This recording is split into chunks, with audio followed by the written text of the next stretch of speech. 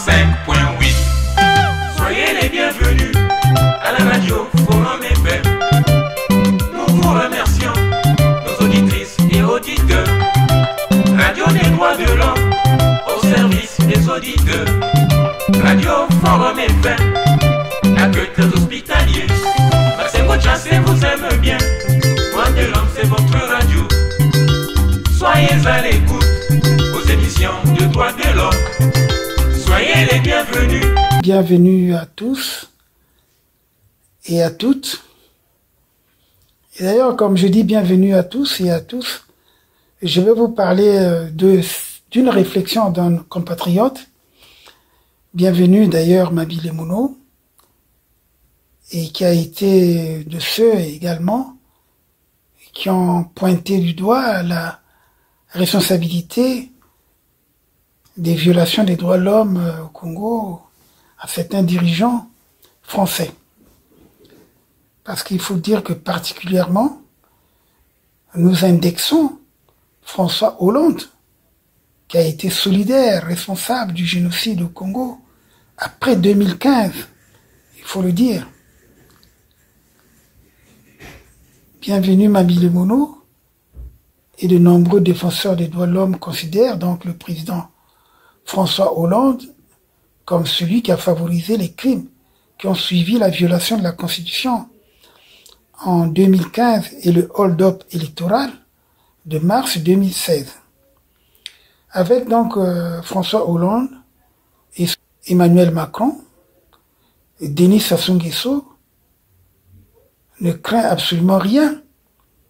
Et oui, on l'a vu, les gestes et tout, même si Emmanuel Macron nous a dit à Brazzaville qu'il n'était pas parti là-bas pour servir. D'ailleurs, il a dit à Kinshasa, c'était pas à Brazzaville. À Brazzaville, il a été aimable, après il est parti, même s'il n'a pas accepté l'invitation de s'asseoir à déjeuner ou à dîner. En tout cas, il est parti à Kinshasa où il a dit qu'il passait pas à Brazzaville pour servir la soupe à Sassou. Mais en fait, il continue de servir la soupe à Sassou parce que son attitude n'est pas claire. Il faut qu'il exige la libération immédiate des prisonniers politiques au Congo, notamment le général Jean-Marie Michel Moukoko. Ça, c'est la première des choses, la première condition. Ils sont faibles. Exiger la libération du général Jean-Marie Michel Moukoko, qui a la Légion d'honneur, exiger la libération d'André Okombi Salissa, exiger la libération d'autres prisonniers politiques qui sont anonymes dans les geôles du Congo. Ils sont comptés tous les activistes qui sont arrêtés par-ci par-là, tous les étudiants qu'on a étouffés de l'université Marien Ngouabi. On a vu la pauvre petite fille qui était arrêtée, qui était, je crois, en maîtrise. Elle est portée disparue, on ne sait pas ce qu'elle est devenue. Vous savez, quand vous restez longtemps, on ne sait pas si elle a été violée, si elle a été empoisonnée. Elle fait même pas signe de vie. D'ailleurs, je lui demande de prendre contact avec moi, parce que c'est important. Parce qu'aujourd'hui, comment on peut faire? Moi, j'ai un ami qui m'a appelé des États-Unis, qui voulait avoir la liste des gens qui sont arrêtés. Mais je veux pas connaître tous ceux qui sont arrêtés au pays. D'autant plus que, regardez, là, je suis dans une situation où je peux pas tout savoir. Je n'ai pas à ma disposition chaque fois le téléphone, étant donné que je suis dans un système de soins, de rééducation sanitaire.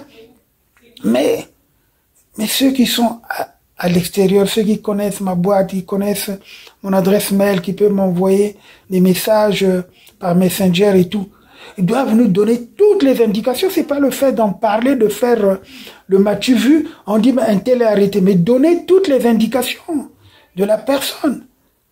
Parce que pour porter l'affaire, il faut dire, bon, un tel a été arrêté, il a été arrêté tel jour. Bon, sa famille, moi je le dis souvent aux gens, n'ayez pas peur, mais faites-le d'une façon anonyme. Parce que vous ne pouvez pas ébranler un système si vous taisez les méfaits de ce système. C'est à nous, justement, de revendiquer nos droits, d'exposer ce pouvoir. Tant que vous ne faites pas du bruit autour de ce pouvoir qui est mauvais, mais les autres vont penser que ça c'est un bon dirigeant. Il faut l'affaiblir. À l'intérieur, certes, les gens se battent, mais ils ne feront rien, ils n'iront rien. Moi, quand je vois mon frère, mon aîné Clément Mirassa se battre, c'est bien, c'est une bonne chose. Mais pour qu'il puisse avoir un grand soutien, il faudrait aussi qu'à l'extérieur, les gens parlent de ce qu'il fait. C'est pas seulement ce qu'il fait autour du petit noyau congolais. Non, c'est pas ça. Moi, d'ailleurs, je suis suivi beaucoup plus par les étrangers que les Congolais. Puisque les Congolais, vous ne vous intéressez pas à votre propre histoire, étant donné que vous considérez ce que les gens du pouvoir ont dit sur moi. Donc, c'est pour ça que vous ne suivez pas. Parce que je ne comprends pas pourquoi il y a très peu d'abonnés congolais. C'est ça, je le dis. On a plus d'abonnés des gens extérieurs, justement, qui nous suivent, qui nous prennent au sérieux, que les Congolais eux-mêmes qui ne se prennent pas au sérieux. Qui aiment bien les potins, quand c'est des trucs comme ça, bon, ils sont là nombreux, ils suivent. Mais suivez, c'est ça qui va ébranler ça. Moi, j'ai déjà dit une chose. Le jour où il y aura une vidéo qui va atteindre en une semaine plus de 20 000, 30 000, ça va commencer à faire palpiter le cœur de Sassou. Parce que Sassou saura que oui, partout dans le monde entier, les gens sont au courant de ce qu'il fait. Et c'est ce que nous faisons, nous, dans nos réseaux. On ne compte pas sur les Congolais. Ça, sincèrement, je ne cesse de le dire. C'est vrai que, bon, il y a des choses qui sont relayées, mais faites-le correctement. Ne faites pas le match vu. C'est comme ceux qui cherchent demain à être au pouvoir. Formez-vous. Si vous ne vous formez pas, moi, ce que je vous donne comme outil, ce que je mets à votre disposition, c'est justement des moyens de vous cultiver. Parce que demain, lorsque nous ne serons plus là, vous allez vous dire, bon, mais voilà, telle année, telle période, il s'est passé tel événement. Mais voilà, je m'instruis comment nous allons rebondir pour améliorer. On ne peut pas construire, on ne peut pas envisager l'avenir sans tenir compte du présent. Et le présent doit tenir compte du passé. C'est ça le véritable problème. Donc il y a une évolution. C'est cette évolution qu'on vous fait suivre. Donc ne venez pas au micro à raconter votre vie, mais je suis passé à telle chaîne, j'ai dit ça, mais tu as dit quoi? Qu'est-ce qui a intéressé les gens? Qu'est-ce que les gens doivent retenir? C'est ce que tu dis sur la situation présente, dont tu n'apportes pas les solutions, parce que moi, je vais vous apporter les solutions sur la construction du pays, sur tous les plans. On dit, avec tel budget, voilà ce qu'on peut faire, tant. Voilà tel programme, voilà ce qu'on peut, tant. Nous savons qu'on peut bâtir notre pays en moins de temps. Si Sassou, nous le balayons aujourd'hui, on nous donne entre 9 mois et 18 mois, le pays change de visage. Je vous l'ai déjà dit et je ne cesse de le répéter. Parce que nous allons d'abord nous assurer de notre propre souveraineté. La souveraineté nationale, c'est quoi? C'est reconnaître la personnalité juridique du Congolais. Que le Congolais doit avoir ses attributs de citoyen. La carte d'identité, le passeport. Donc nous allons changer complètement. En moins d'une année, tous les Congolais doivent avoir leur papier. Ça sera automatique. Quand tu demandes ta carte d'identité, en même temps, tu donnes ton passeport. Il y aura un véritable recensement. Tu triches, tu as 10 ans de prison. Et oui. Et c'est là où nous allons justement chasser tous les étrangers qui sont en situation irrégulière, tous ceux à qui on a donné la nationalité congolaise abusivement, d'une façon arbitraire. Comme la fameuse femme de Kiki.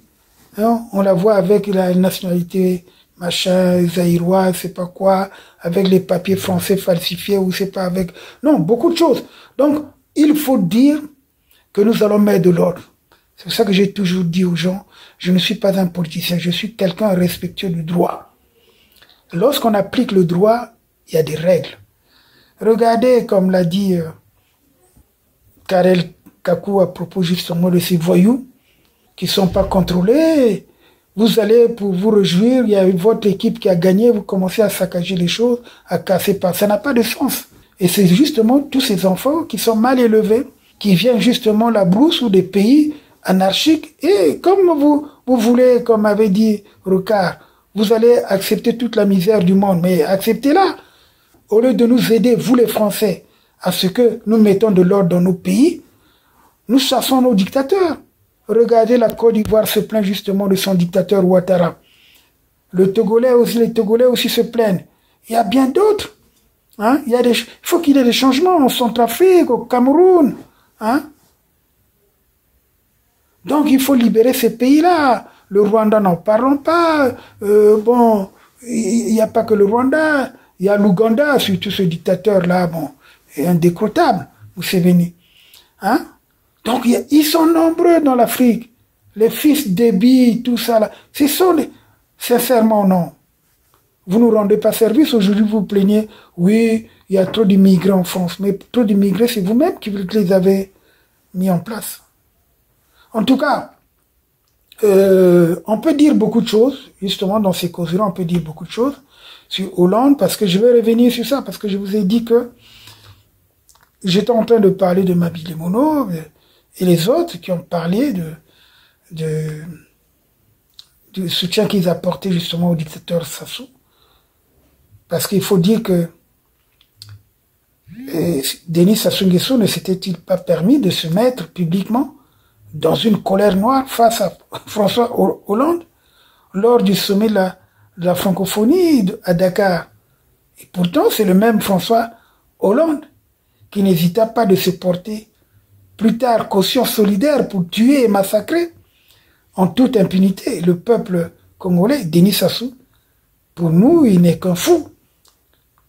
Jamais il se serait d'ailleurs permis publiquement de piquer publiquement une telle colère noire face à un Chirac ou à Nicolas Sarkozy. Mais il a fait avec Hollande. C'est pour ça que je dis non. Hollande, de grâce, je pense que si vous briguez un autre mandat en France, mais faites attention, vous l'aurez pas avec moi. Je sais que vous avez lu mon livre. Je sais que vous avez eu connaissance de mon livre. Mais j'ai raté de peu. On devait se voir parce que le rendez-vous était pris. Mais je n'étais pas disponible en ce moment-là. J'ai eu un empêchement de dernière heure. Mais je vous le dis, François Hollande, ressaisissez-vous. Vous ne reviendrez aux affaires que si vous réparez l'erreur. Vous réparez l'erreur, c'est-à-dire que vous faites dégager Sassou. Que Sassou n'arrive pas en 2026 pour une nouvelle élection. Donc il a fait 10 ans, les 10 ans des conneries que vous lui avez permis. Maintenant, vous devez réparer. Parce que la France, face au génocide commis par Denis Sassou Nguesso dans le Pool, est bien restée sourde. Car en réalité, celui qui en était le principal instigateur, donc c'est bien celui que nous avons dit, François Hollande, le président français. Il n'allait pas avoir ce génocide en 2016, jusqu'en 2017, jusqu'en décembre 2017, vous le savez bien. Il n'allait pas avoir ces emprisonnements arbitraires, des gens qui croupissent dans la misère, des gens qui sont morts. Parce que tous ces morts-là, de 2016 jusqu'à maintenant, au moment où je vous parle, nous sommes en juin 2025.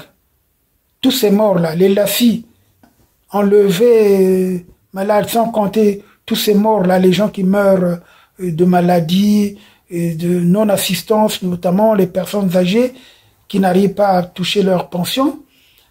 Et tout cela, ce sont des victimes justement de cette mauvaise gouvernance. Et cette mauvaise gouvernance, nous la mettons sous le compte de la France, que nous allons poursuivre demain si nous donnons un ultimatum à la France. Si d'ici là, en 2026, Sassou ne tombe pas, sachez que nous allons constituer un gros dossier contre vous pour vous mettre en accusation individuellement. Ne pensez pas que ça sera impuni. La France est un état de droit. Il suffit que le dossier bien ficelé soit déposé devant même vos tribunaux, mais vous allez comparaître. Ici, bien, vous comparaissez, non? Alors, même parfois pour 100 € volés, vous comparaissez. Combien de fois tout l'argent que vous déposez là-bas, quand vous retrocède pour vos élections? C'est connu de tout le monde.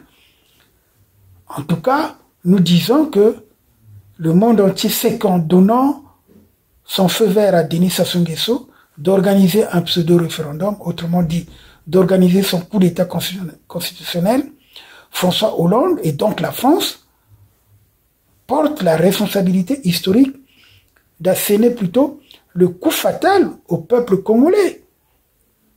Donc, il s'est associé ainsi au crime sans impunité au Congo. Le silence de la France face à ce génocide du Poul, qui, comme chacun le sait, est la conséquence directe de ce permis de tuer et de massacrer qui avait été accordé à Denis Sassou Nguesso par François Hollande. Je ne pense pas que aujourd'hui, Emmanuel Macron, qui est pratiquement en fin de mandat, en 2027, puisse accepter cela. Même s'il rêve peut-être de faire un 3e mandat après avoir pris son repos de 5 ans, mais je ne pense pas qu'il l'obtiendra dans ces conditions. Non, je ne pense pas. L'Afrique bouge, l'Afrique va changer en vertu des dispositions de la Charte africaine des droits de l'homme et des peuples que je cite toujours. Et oui, j'ai la force. Le temps que je suis resté, comme on dit, j'ai remis les batteries en charge. Et donc, je peux repartir sur des nouvelles bases. Et voilà, c'est ça la médecine. Ce qu'on veut chez nous, qu'il y ait une bonne médecine, la médecine préventive, que les gens soient pris en charge quand ils ont un petit bobo. Chaque fois, bon, le médecin... Regardez, par exemple, à l'époque, nous, en tant qu'élèves, il y avait la médecine scolaire. Elle était préventive. Elle n'était pas curative. On vous envoyait, on faisait des examens, si on voyait qu'il y avait des parasites, il y avait des machins et tout ça là. On vous soignait, on prenait les dispositions, on n'attendait pas qu'on soit malade. Et d'ailleurs, on ne tombait pas souvent malade. Parce qu'il y avait la prévention.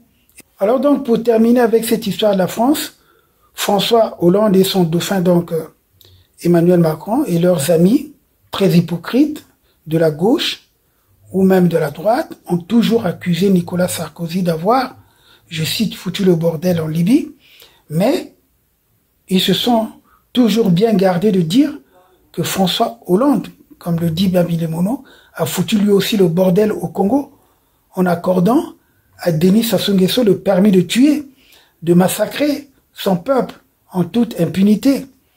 Car la Constitution du 25 octobre 2015, imposée aux Congolais et reconnue par la France, mentionne bien à son article 96 l'impunité et l'irresponsabilité de Sassou Nguesso pour ses crimes.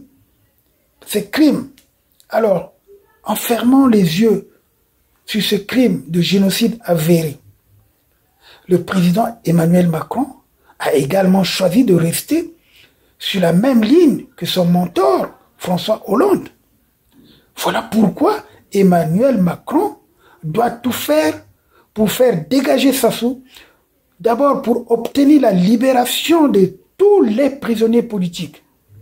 Et il doit le faire, surtout, ça doit se faire avant décembre. En commençant d'ailleurs par le mois d'août, là, que Sassou s'exécute.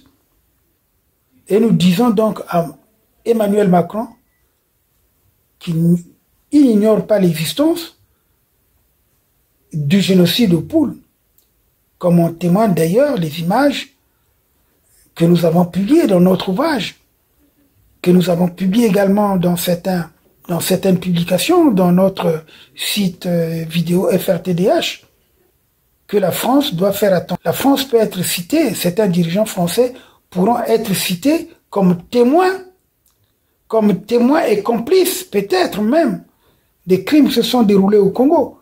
Nous leur demandons de nous faire libérer d'abord les prisonniers politiques. Donc, ce dialogue qu'on existe, c'est une bonne chose, mais libérer d'abord les prisonniers politiques, que tous les exilés rentrent, notamment nous autres là et tout le monde, nous rentrons. Oui, voilà. Donc c'est ça que nous exigeons. Forum FM. Radio Forum FM 105.8. Soyez les bienvenus à la radio Forum FM. Nous vous remercions, nos auditrices et auditeurs.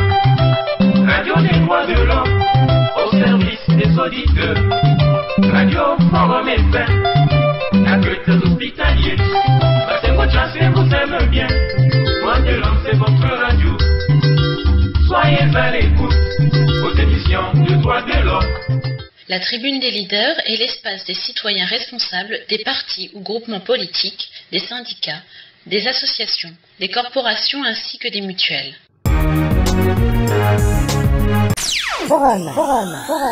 Forum FM 105.8. C'est beau comme un camion. C'est beau comme un camion. Et ça roule plus vite. Plus vite. Forum FM 105.8. On a cette vie, mais une seule radio. Une seule radio. Forum FM 105.8. Attachez vos ceintures. Forum FM 105.8. Vous fait voyager. Maintenant. Forum FM 105.8. Moi, j'aime.